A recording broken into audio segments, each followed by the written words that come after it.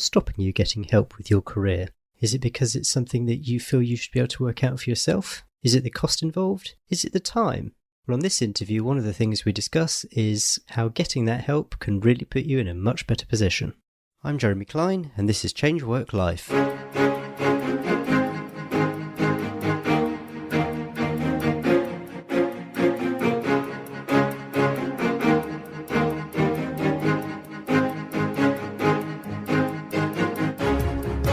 Hello and welcome to the Change Work Life podcast, the show that's all about beating the Sunday evening blues and enjoying Mondays again. Today I'm joined by Nicole Clucas, who is going to talk to us about her journey from insolvency, corporate recovery, as I think it's euphemistically called, to sustainability consultant. So Nicole, welcome to the show. Thanks, Jeremy. Thanks for having me. Can you start off and tell us what is a sustainability consultant? What is it you do?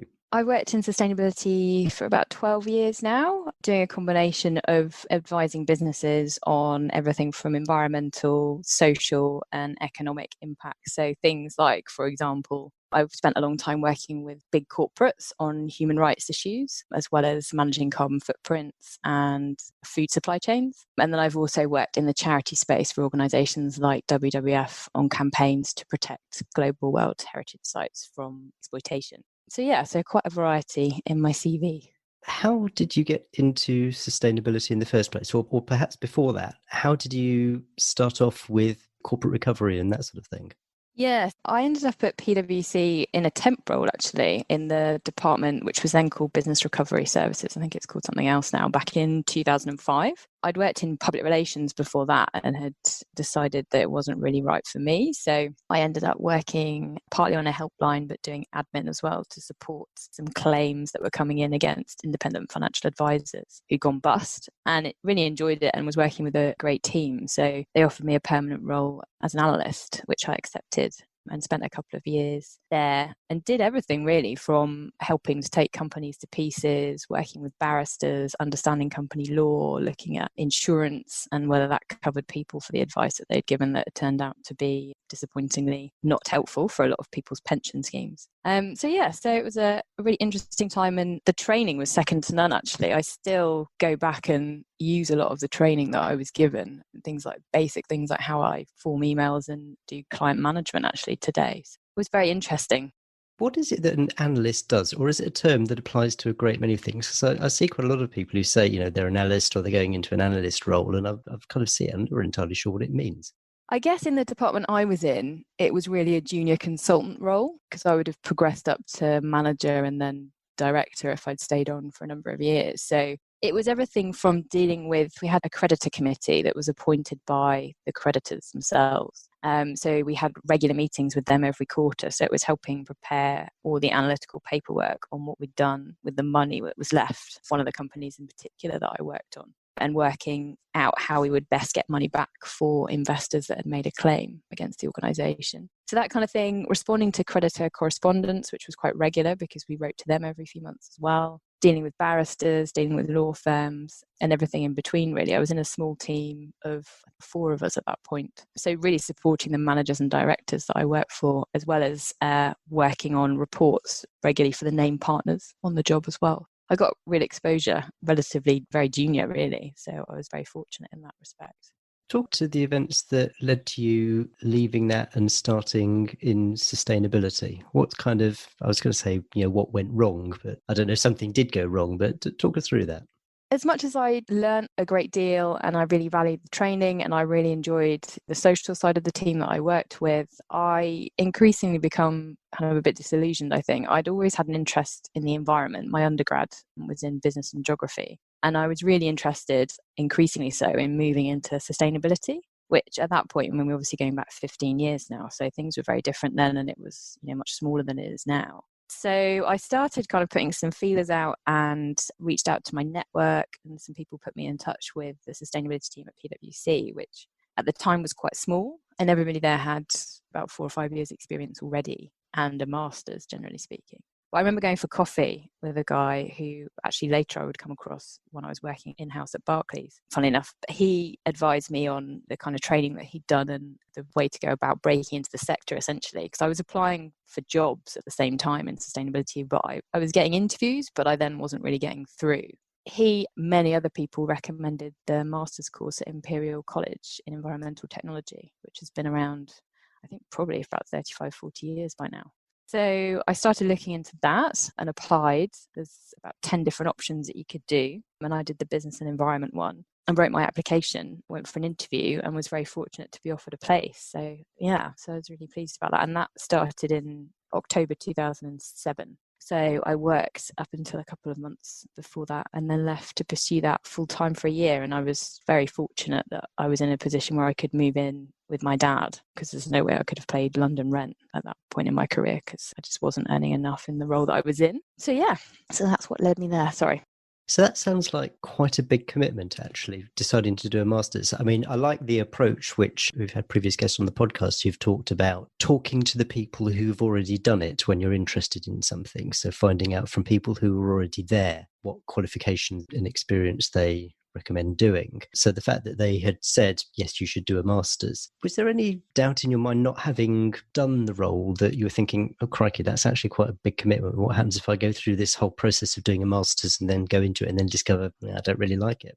Yes, that was in my head. I think actually, in addition, when I was still a student doing my undergrad, I'd done a week or so's work experience in a sustainability team. So I had that to draw on as well. But yeah, I mean, it was a big financial investment, obviously, and effectively taking a career break to go back and study full time was obviously, yeah, a big commitment. But I guess I thought about as well what kind of things were interesting to me outside of work, and environmental articles in papers and various online things at the time were definitely up there. So I knew I had a personal interest in it and I knew the consulting side of things existed. So I thought if I could blend the consulting experience I already had with a sustainability qualification, then that would be really useful for me. But yeah, I definitely had my doubts. And obviously you feel like stepping away from an independent life that you've built for yourself is difficult. And I was very fortunate that I had a parent that I could live with, which saved me a lot of money on rent and things. Yeah, it was a risk, but thankfully, touch wood, it's paid off so far.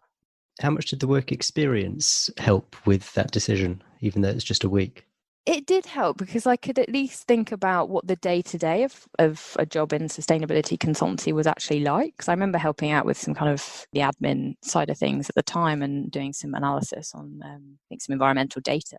So I could kind of had a sense of what was involved. And also I think because PwC had a sustainability team at the time, albeit it was a small one, having worked within PwC, that gave me the confidence to realize that, oh, that would be of interest to me, and the consulting side of the work that I'd done and the analytical work I had found interesting. So yeah, I think that's really important. And I can talk about this in a bit more detail, but I did a course last year through Escape the City called the Career Change Accelerator Program for a couple of months. And again, their approach is very much go out and talk to people who've done what you're interested in or who work in that space, and try and do some work for free or shadow somebody just so you get a real sense of what it's actually like in the day-to-day. Because I think there's very much, if you're not involved in it, it's easy to kind of think in your own mind what it would be like, but the reality can often be quite different. And the Masters itself, I mean, was it something, did you love every minute of it? Was it something that you saw as a means to an end? How did that go? I really enjoyed it, but I'm a bit of a geek, to be honest. I Nothing wrong really with like, that. I liked school and I like studying, I like learning new things. I really enjoyed it. That's not to say that it wasn't really hard work, because it was. It was like having a 9 to 5 job and then coming home and working at night as well. So it was tough. But at the same time, I was on that course with, I think, about 125 other people. That in itself has really set me up well for my career, because I automatically had a network of people who were going out and trying to do the same or similar, work that I had. And so that's been invaluable actually as my career's developed, because I'm in touch with quite a few of them, and there's a really strong alumni network with the course. So people hire from it directly, which has been great as well. The Masters, it was a full-time course. It wasn't sort of part-time working. And to what extent during the course were you able to sort of set yourself up for what you did afterwards? Or was it sort of day one, graduate, day two, start looking for a job? The first term, I believe it's the same, but it's probably changed quite a lot since I did it. The first term is you don't have to have a science background to do the course. So the first term is essentially trying to get everyone up to the same level. So you do lots of different subjects: environmental law, environmental economics, broader sustainability, pollution, etc. And then the second term is where you've selected your option, and mine was business and environment. And so in that term in particular, they worked incredibly hard to get us access to people working within businesses. So I remember Unilever came to spoke to us, Nike came and spoke to us. We did a project during that term with BP on sustainable energy, which at the time was something they were looking at in a lot of detail. And then we presented that back to a board effectively of, senior people from that business. So we had to come up with a pretty robust idea to help them with the problem they were trying to solve. And then the final term was your thesis, and I did mine on supermarket sustainability. So to what extent supermarkets at that point were choice editing their products on behalf of consumers before the consumers were able to purchase them, to make sure they were as sustainable as possible. So through that and through the course, they connected me with various people, M&S, Asda. I also spoke to people at Sainsbury's, Tesco's, and the cooperative. So that gave me a real sense of what it was like and helped me build my network at an early point, because again, I agree, I think that's really important. And I suppose when I finished the course, because it's got such a strong reputation, a lot of companies recruit from it. So there was a lot of emphasis on career days that were held throughout the year. And then I did an unpaid internship at Richmond Council as soon as I finished for 3 months part-time, while I was also looking for a job, which again gave me some practical experience of what sustainability was like on the ground, supporting residents and local businesses. Whilst you were doing the course, there was kind of almost like a milk round sort of thing where you get the big employers coming around. Oh, that's interesting. Where did you do the masters out of interest? Imperial College. And there's many different ones you can do now. I think at the time it's 15 years ago now, so quite a long time. But Imperial was the one that most people had mentioned to me, and it had a really strong reputation, and it still does. But there's lots of amazing courses you can do now at UCL and King's. Aberystwyth has a really strong program, Manchester as well. Yeah, it's great to see actually that it's grown so much. Having done the degree and having done your internship at the council, what was your first sort of proper job afterwards, and how did that arise? Yeah, so I think when you're doing any kind of change, and also because I'd worked for a few years before, it was, it's the classic, your ego takes a bit of a hit when you think, I've got all these years of experience and yet I'm having to start at the bottom. But I think that's really important and has served me really well in my career, actually, because you have to be humble and you have to understand what it is to progress through an organization. And just because I'd been a consultant, I was not a sustainability consultant. So after I worked at Richmond, I did, I think probably about a year actually of paid internships. So I worked for a small consultancy called Clownfish, who had opened an office in China actually. So we were doing some work with the FCO and other organizations that were based in Shanghai. That was really interesting. I worked with a great team of people. My ex-boss has long established her own consultancy called Given. It's about 10 years old now, and Becky Willen, and I think they do some really inspirational work. But there was a team of us there who, I really enjoyed working with. And then after that, I did an internship and then a short-term contract at a consultancy called Corporate Citizenship for I think it was about 6 months in the end, which I found really fascinating. Again, they a management consultancy, but for sustainability, and do a variety of projects. And because I had an environmental background, they had a small environmental team there then, and I helped out with things like carbon printing, as well as broader corporate sustainability consultancy and community investment work. So that was fascinating, and they had some major global companies that they work with. And then I took on, I think it was an 11-month contract with Pfizer, the pharmaceutical company, in their stakeholder strategy team, doing a lot of work with patient relationship managers, more on the community investment side, actually. They did a lot of things like blood drives and work with small local charities, volunteering schemes, etc. So that was great again, and something that I hadn't really been exposed to that much at that point. So yeah, really valuable. And then I was extremely fortunate in that Corporate Citizenship, who I'd worked for, were advertising for permanent senior researchers. So I joined them back in October 2010, and that was my first permanent job. And I was there for about 3.5 years in all, I think. So did you still know people at Corporate Citizenship when you applied for that?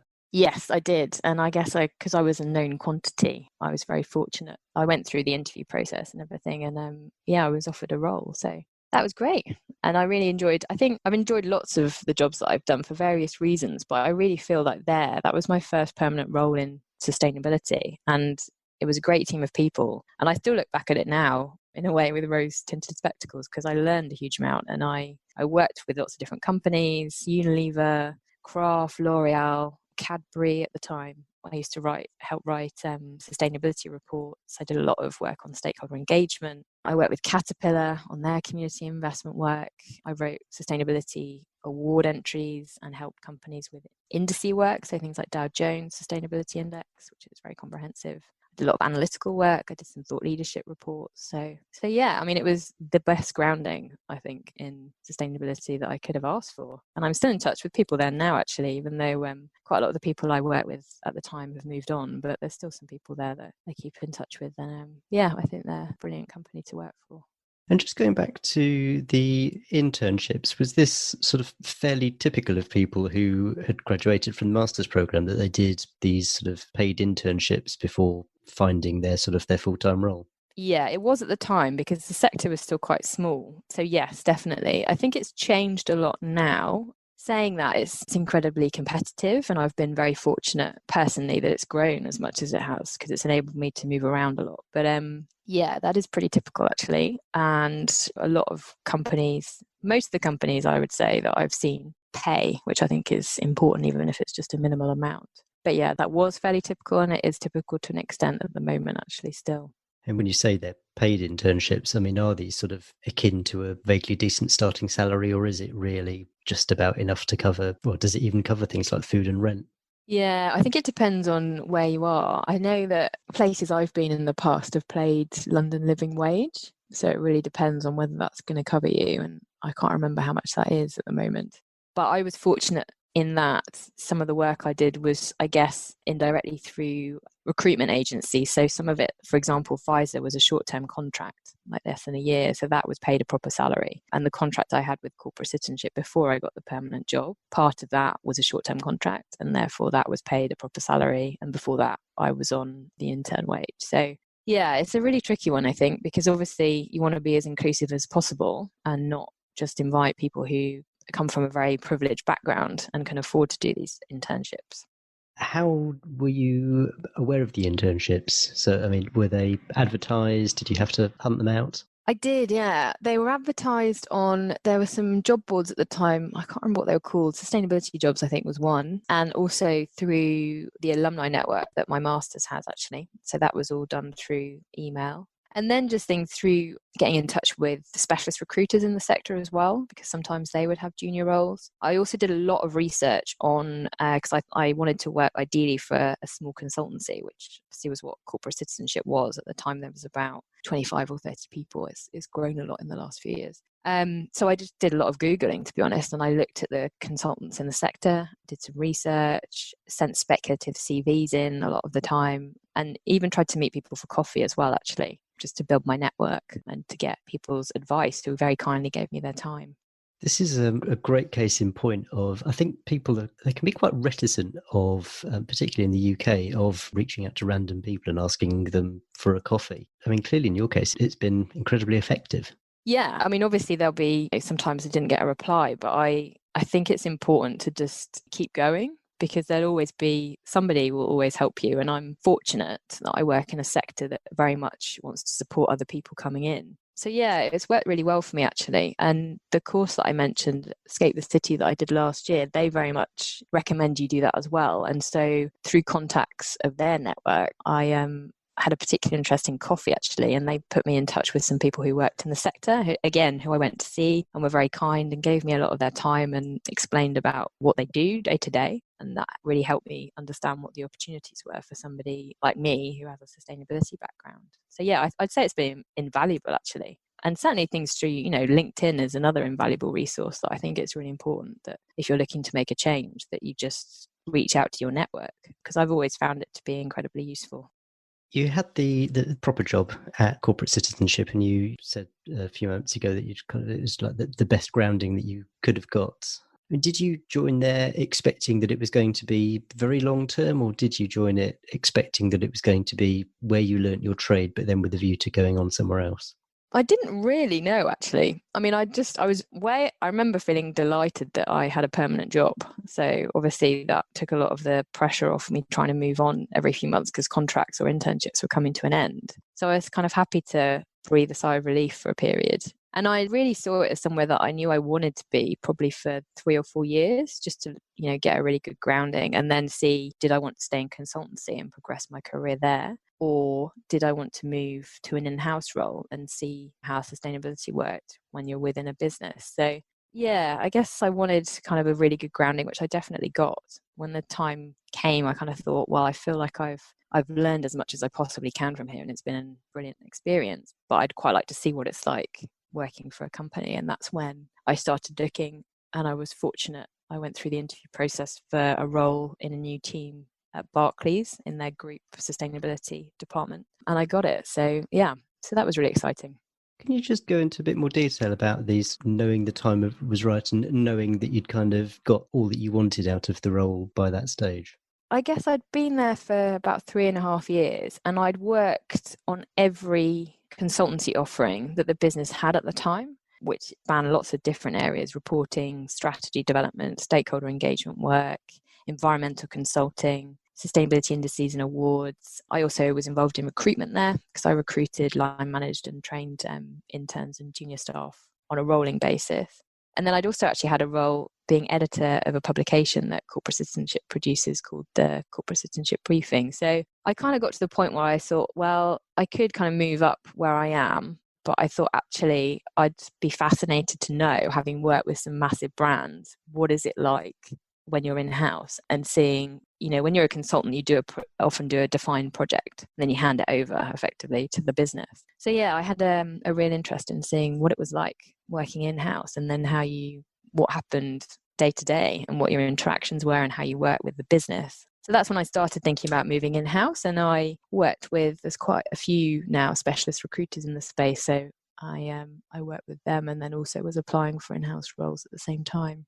And what was it like in working in-house? Yeah, it was really interesting. I mean, I was part of a new team, which was really exciting. At that point, Anthony Jenkins was the CEO, and he was very invested in sustainability. So we were incredibly fortunate. We had a lot of embedded resources within all parts of the bank. So we had people to support what we wanted to do. And I joined there was a big team of 11 of us and 3 sub-teams within that. So I joined the sustainability, thought leadership, learning and innovation team. And my role really focused on developing the environmental strategy for the group, supporting work on stakeholder engagement, so running and organising events. I also did some thought leadership debate, and then more broadly working on the sustainability strategy with the rest of the team, which we were revamping the plan of relaunching it. So it was fascinating, and I learned a huge amount from the existing environmental risk teams, working on credit risk and finance. I supported a lot of work that we did on green bonds at the time. That again was really interesting, working out what at the time it was very kind of loose guidance on bonds and what was green and what wasn't. So I worked on producing Barclays' view of what was green and what wasn't, to make sure we didn't land ourselves in any hot water by financing anything dodgy. So is that what green bonds is? It's sort of lending money to environmental businesses, or what sort of businesses? Yeah, so sustainable projects essentially. So the money is ring fenced specifically for sustainability work. So that can be, most commonly it's environmental. So for example, wind turbine that's going to create green energy, or a lot of mortgages actually fall under green bonds now, I think, because of the housing regulations around sustainability in the Code of Homes. So yeah, a lot of things like that. There were some social ones, so things like encouraging and facilitating and building actually accommodation for students from underprivileged backgrounds in certain universities, but much more commonplace were the green projects because they're much more quantifiable. And it was a very kind of early stage at that point. This was back in 2014. So again, it's grown quite a bit since then. But yeah, it was fascinating to be involved with. And Barclays in the end, I worked with the Treasury team as well as the environmental credit risk team. And we made an investment of £2 million, which is great. So this might be an impossible question to answer and might also be a very cynical question to ask, but why did Barclays set up this new sustainability team? This is a good thing for our business, i.e. we're going to make more money doing this thing, or was this more, I'm trying to think of a term other than window dressing, but I can't at the moment. Greenwashing. Greenwashing, yeah. So what was your impression when you joined from that perspective? Yeah, it's a good question because I'm, as cynical as the next person about greenwashing and very much have avoided it throughout my career. It was an interesting time in the finance space. Part of me, I guess, chose to go there and accepted the role because I wanted to work for a company that didn't have it all figured out. Now, obviously, as everyone is aware, the finance space and the banks in particular had a huge number of issues going on, and there were questions over various responsibility, base level as well as ethics. So I guess I kind of went in slightly cynical, but I was pleased to see that in all my interactions, including running training on something called the Barclays Lens, which was an ethical decision making tool that was rolled out to all the directors across all parts of the business. People were I think a lot of people, to be honest, were very embarrassed to go meet friends or go to barbecues. And when they were asked what they did, they were embarrassed to say that they worked for a bank because there was so much negativity towards organizations like them at that point. This is about sort of 5 years out of the finance crisis. So yeah, banks still not exactly popular. No, exactly. So I guess in many ways we were pushing an open door because people really wanted to demonstrate the fact that they were useful to a society. And, idealistically or not, the CEO that we had was incredibly visionary and wanted to change the face of banking. It wasn't just about Barclays, it was about the industry. So yeah, we also did a number of initiatives where we would take senior leaders out of the business for a period of time and send them on something called Leaders Quest, which was them going into communities that had no money, and poverty, hunger, disease, etc. was a real day-to-day worry for a lot of people there in different parts of the world, and they would see what are the issues day to day that these people have to deal with, which I think gave a lot of them a real reality check as to what is my contribution to society and how can I support what Barclays wants to do in becoming a more sustainable, responsible bank. So yeah, I think I was pleasantly surprised, I suppose you could say, and learned a huge amount. I worked in the corporate affairs team and had a great team around me, enjoyed working with everyone from, I've mentioned, the more technical sides of the business, as well as different parts of the bank. I worked quite a lot for the corporate bank, and they were really keen on a lot of this. I mean, a lot of them were driven by their client demand, but they were also, a lot of them were very passionate about it. And it also helped, I think, at that point that they had children who were asking them, well, you're messing up the planet. What are you going to do about it? So it was kind of a push-pull situation, which worked in our favour.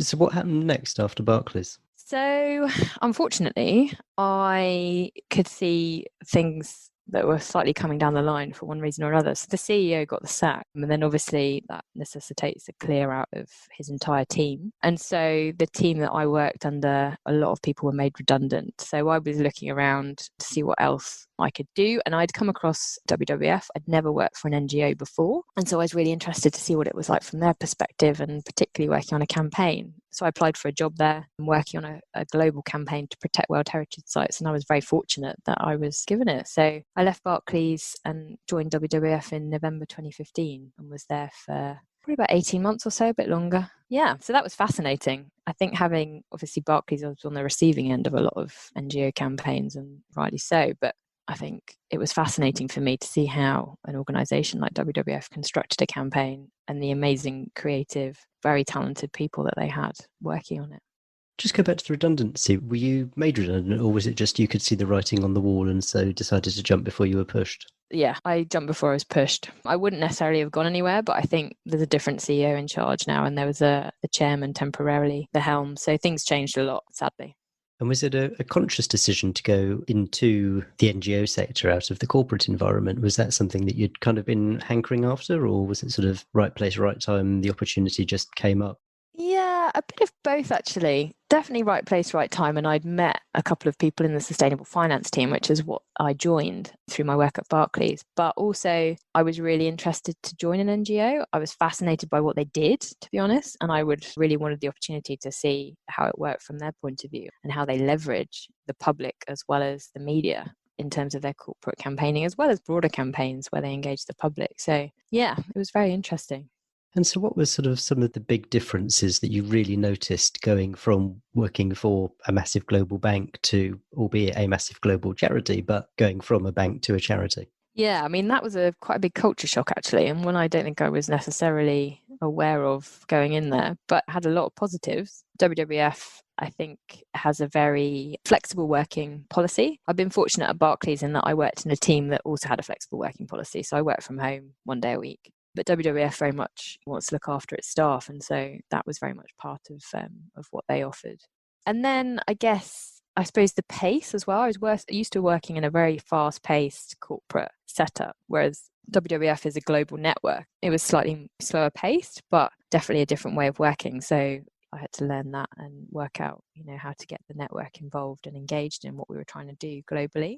Yeah. So, and I also think that it was an amazing working environment. I worked down in Woking in the pretty new office that was very sustainable, has trees in the middle of it, beautiful building that I think David Attenborough opened a few years ago. So had their own kitchen garden, it was on a canal. It was, it was really nice. Without going into huge amounts of detail, a bit of a pay cut? Yes.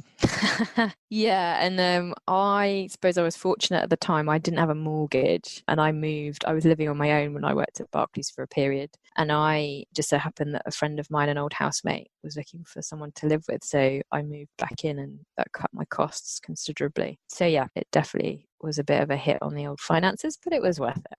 And so you were there for 18 months. So what was the next move? I left there and I'd always thought about freelancing and I felt like I was in need of a change at that point. And so I took some time out over the summer. I left there in 2017 to work out my next move. And I did some work for some contacts of mine over that period, as well as a freelancer, set up my own business, etc. But I really miss being part of a team, very social person. So the part of the when you're at work, team is very important to me. And so I was looking around at what I could do next and really enjoyed my experience with corporate citizenship. And so I was very interested in the food sector and a role came up at Context, who I'd come across. They're a competitor to corporate citizenship. And so I applied for a senior role there and was fortunate again to get it. And I worked a lot with Mars. I also did some work with H&M, Lavazza and Sugden. So yeah, a real variety again, and taught me a lot actually. The Context is run by two very talented people, and my boss Peter Knight used to be a journalist, and so I learned a huge amount about writing, editing, concise writing, visual communications. We worked a lot with designers producing infographics. So yeah, it was fascinating, a really exciting period in my career. Can we just talk about that intervening bit between World Wildlife Fund and Context? I said, I wanted to do something by myself. I set up my own business. I was like, hang on a minute. So did you actually get as far as, I don't know, what did you get as far as doing? So that period was about 5 months. So I was doing some freelancing. And so I set up a limited company, which I still have, called NC Sustainability Limited, not very imaginative. But I was doing some consulting work, so writing, editing mostly for some contacts. So helping out with publications. Yeah, so I did. I mean, the one thing I would say, I think I'd got to the point where I was trying to work out if, much as I love sustainability, and I still do, and I'm very passionate about it, was there another area within it other than corporate or NGO that perhaps I hadn't thought about that I would be suited to. But I think because at the time I was living alone, I also had a mortgage at that point. So I had some savings, fortunately, but I knew that it was going to be limited. So obviously the freelancing really helped. But I think because I wasn't involved, I didn't build a network around me of people who were also trying to make a change. I found it quite difficult, if I'm honest, to keep going on my own, coming up with ideas and things. So even though I have a very close network of friends, fortunately, that I can talk to, but nobody was really in the same boat. Yeah, I think I enjoyed it and I learned a lot from it. Obviously, running a business has its challenges and its opportunities. And I think when I joined Context, it's a small business. And so everyone has a responsibility in terms of bringing in new work. And the owners are very open about being ingoings and outgoings. I think I was able to apply my experience there as well. And again, learned a huge amount about running a small company. But I guess, as I mentioned, I think I did the course at Escape the City, which was immensely helpful actually and gave me a network. There's 30 odd of us on that course. And so I'm good friends with all those people still, and we've met up since the course finished and hopefully will do once we're out of lockdown as well. So that has made a massive difference actually, and has made me think differently about not making a big change, but making a small change, and has given me a network that I can draw on for support. Before we go into that, I better just clarify for listeners who may be listening to this far in the future the reference to lockdown. We're recording this interview in April 2019, where the world is basically in the midst of the grip of the coronavirus. And Nicole and I are basically confined to our houses at the moment, working from home and that sort of thing. So it's quite an interesting time. And I'm hoping that by the time this episode is released, and certainly in the future, that it'll just be a not a long forgotten memory, because no one's going to forget it, but certainly a memory of, gosh, do you remember that time? So talk to me about what was it that led you to discover Escape the City? I've heard of them, and I mean, the only thing I really know about it is that if you're, well, kind of, the title says it all, if you happen to be working a corporate job in, say, the City of London or in London itself, but you really don't want to carry on working there, it's a kind of jobs board and sort of coaching site where they can help you get out of that. How's that for a description, or am I? Yeah, that is basically how it started. So I think it started back in 2009, 10. And yeah, that's how it started. So I think I was on their mailing list. I'd been to a couple of events that they'd run around people who'd made a big change in their career. And I was looking around because I was thinking about what my next move would be. Did I want to stay in consulting? Did I want to go back in-house? So at which point is this? Is this whilst you're at Context Group, or is this before? Yes, this is while I was at Context. Yeah. So this was probably late last year, actually. Well, probably in the summer, actually, thinking about it, because I was looking around and thinking about, my next move. And I came across Escape the City again. I think I was on their mailing list still, and started looking at, not necessarily, I wasn't thinking about changing career completely, but I knew I needed to change something in some way, but I just didn't know what that was. And having had the 5-month period a couple of years previously where I tried to kind of make a change or think about making a change, but on my own, I knew that that was not right for me and was going to be really difficult again if I decided to take that route. So yeah, I had a look in more depth at Escape the City and a couple of other career programs, and applied for their Career Change Accelerator program and got accepted. So I went through the interview process. So that was really exciting. Yeah, so that started in September 2019 and ran for 3 months until Christmas. So tell me about this sort of application, because I assumed that these sort of career change accelerator programs, that basically anyone could do them and there wasn't a sort of selective thing. Can you talk a bit about that? They basically, you write an application form and outline what it is that you are looking to do and why you think the course would help you. So I don't know how selective they are, but they do have quite a lot of people applying each time. And so I sent that in and then had a telephone interview with one of the people at Escape, where she asked me questions about my career today, why I thought the course would be helpful to me, what I could offer people on the course as well, because it's very much a reciprocal arrangement. Yeah, and so managed to get through, which was great. Is this something where you need to have an idea where you want to get to and they help you with that process? Or is it suitable for someone who knows they need a change, but they just don't have a clue what yet? Yeah, it's definitely suitable for people who don't know. And I'd say people who do have an idea as well. So they take you through, I guess, a psychology of change in many ways. So looking at a lot of people, and myself included, I definitely got stuck around coming up with ideas for one thing, but also there's the fear factor. So particularly when I'm the only one who pays my mortgage. So it's thinking about, can I afford to make a change? I've progressed so far in this career that I'm in, and I've invested a lot of time and money, to be honest, studying. Do I really want to make a change, and how do I do it? And it definitely gives you all of those tools, and also, I guess, makes you think about change in a different way and think about perhaps there will be a short-term period where things are difficult and you have to think about your finances, and they also go into all of that in a lot more detail. But in the long-term happiness of, what's important to you as an individual should be a priority. What sort of investment's required, if you don't mind answering that question? So time-wise, they recommend, I think, probably an evening or so a week at least. So the course itself was run on Tuesday nights after work for 3 hours, and then some Saturdays as well over the 12-week period.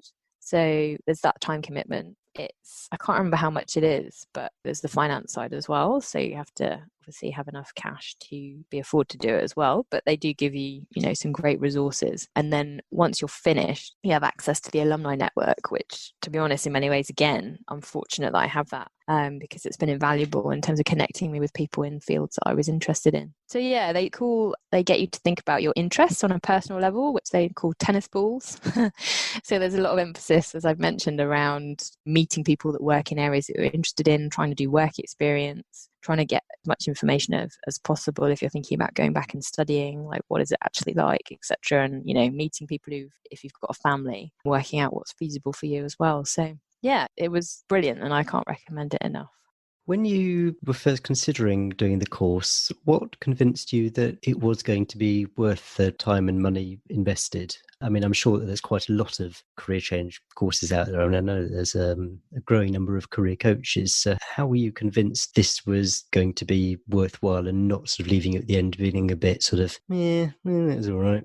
Yeah, good question. I was fortunate that a friend of mine had done not the career change course, but the Startup Accelerator, which is slightly longer running, I think. I spoke to them in quite a lot of detail about Escape and how the program worked, etc., etc. And then I also, as part of the interview process that I had, I did a lot of research before that and asked quite a lot of questions of Escape and what was involved, just to make doubly sure that I was making the right investment of time and money. What do they tell you that you're going to have at the end of it? What's the transformation that they sell?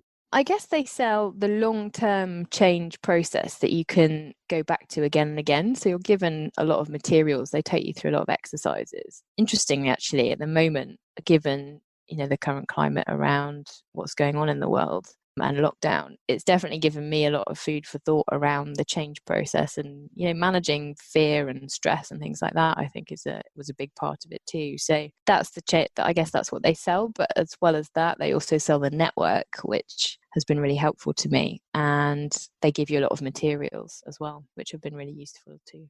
So when you say the network, this is presumably not just people who are doing the course at the same time as you, but people who have already been through the course. Yeah, correct. So there's a big alumni group that they run. Escape themselves, the people that work at Escape have been really helpful in connecting me with people in areas that I'm interested in, for example, coffee. But yeah, I think, and they also run a regular program of events. A lot of them are free actually, so you can do taster events around career change as well as startup programs. And at the moment, given the current climate, they're running a free program around redundancy. For you personally, what were the 2 or 3 takeaways that you kind of left at the end of having been through the process? I guess I hadn't quite realised the extent to which the people I work with have a massive impact on me. And that is probably the number one thing in terms of looking towards what I'm going to do next. In terms of needing to work with people or just the types of people or? Well, both actually.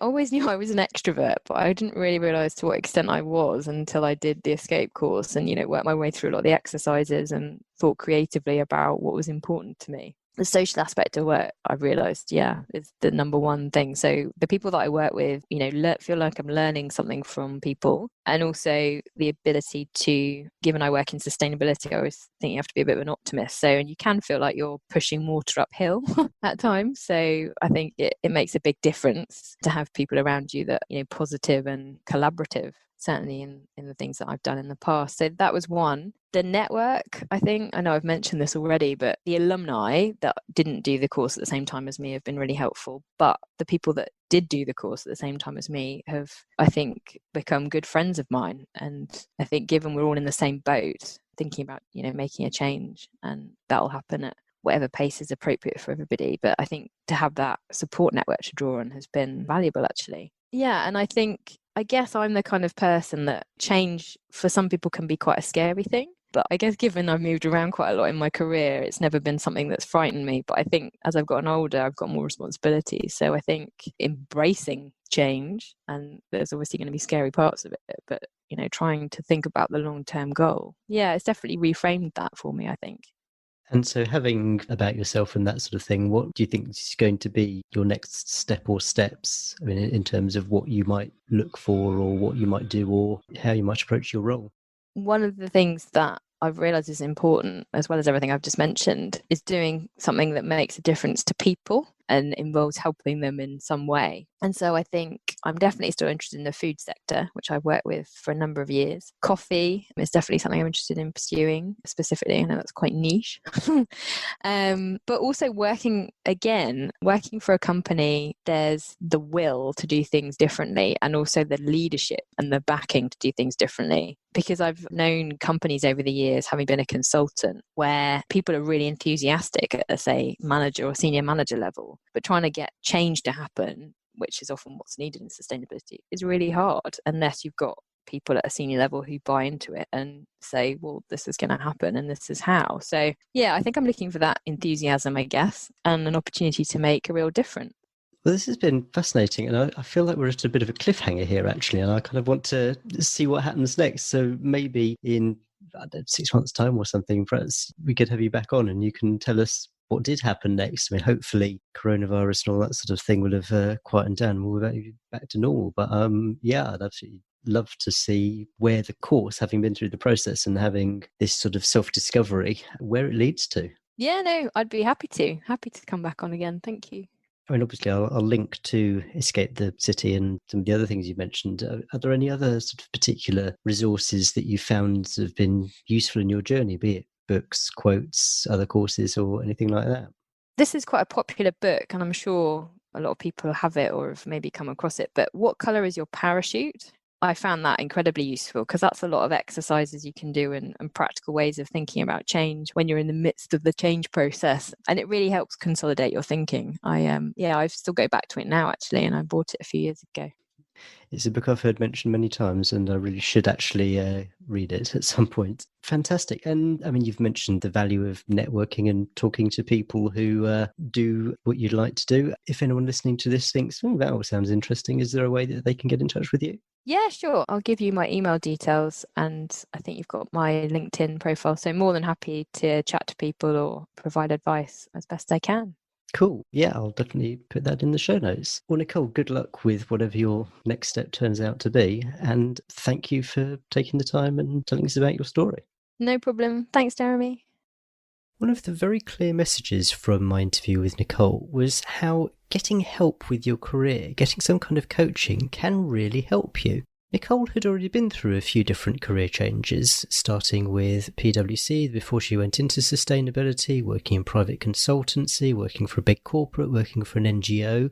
But even though she'd been through all those changes, she recognised that taking a step back and getting someone to help her take a step back and look at what she liked, what she didn't like, what was suitable for her, has really helped her. And whilst at the time of recording, Nicole hadn't worked out what the results of that coaching were going to lead to, it's clear that it had really had a very positive impact on how she was thinking about her career. It's very easy to think that we can just do this by ourselves, that it's not worth our time or not worth the money going through the whole coaching process. But I think Nicole's experience shows that it really can be extremely valuable. Obviously, it needs to be the right sort of coach. Obviously, it needs to be the right sort of thing for you at whatever point in time you're at. But it's definitely something that's worth considering.